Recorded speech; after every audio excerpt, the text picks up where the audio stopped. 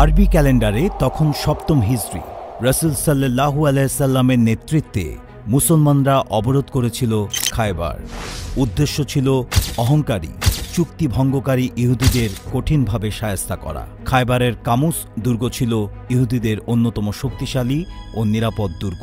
রাসূল সাল্লাল্লাহু আলাইহি সাল্লাম দুর্গ অবরোধ করে প্রথম দিন দুর্গের দরজা ভাঙার জন্য পাঠালেন তার সবচেয়ে প্রিয় বন্ধু হযরত আবু বকর সিদ্দিক রাদিয়াল্লাহু তাআলা আনহুকে।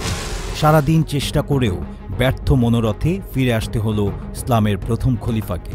পরদিন রাসূল সাল্লাল্লাহু আলাইহি সাল্লাম প্রেরণ করলেন হযরত ওমর ফারুক রাদিয়াল্লাহু তাআলা আনহুকে। তিনিও পারলেন না দুর্গের সেই দুর্বোধ্য দরজা ভাঙতে।